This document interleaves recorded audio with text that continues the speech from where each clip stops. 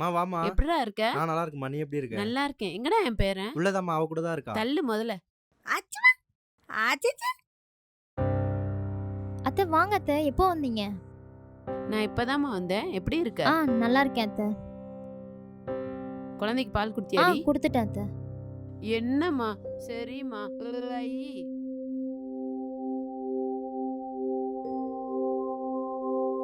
அச்சம்மா! பால் குடுத்துட்டியா? ஆச்சிடி. குடு. உன் வேலை முடிஞ்சு. ம். அடி பாவி, வாங்கடி தங்கம். நம்ம ஒரு போலாமா? அம்மாவா நான் பால் டாடா மட்டும் தாண்டி போலாமா? குடுக்குறேன். வேற டாடா போலாமா என்னடி என்ன நம்ம? செய்ய விடுற? உன் டியூட்டி முடிஞ்சுல. அவ்வளவுதான்.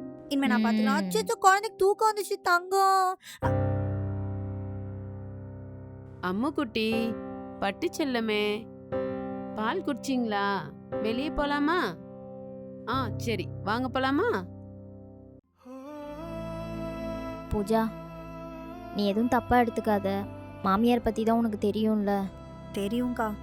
அதெல்லாம் ஒண்ணும் இல்ல. சரி நீ இரு. நான் அப்படியே கொஞ்சம் வெளில போயிட்டு வந்துடுறேன். சரியா? ம் சரிடி. டேய், இங்க என்னடா நடக்குது? என்னாச்சு? குழந்தை எப்ப பாரு உன் பொண்டாட்டி தங்கச்சி வச்சிட்டு இருக்கா. அவ வச்சுக்கிறதுனால என்னமாச்சு? டேய், அறிவு கட்டத்தனமா பேசாதடா. குழந்தை எப்பவுமே நம்ம பக்கம் இருக்கணும். ஓவரா அவங்க வீட்டு சைடு ஒட்ட விடாத. அப்புறம் குழந்தை நம்ம பேச்சு கேட்காது. ஒழுங்கா பார்த்து நடந்துக்கோடா. ஆ அச் அச் ஓ முடிஞ்சுமா. அது முடிஞ்சி.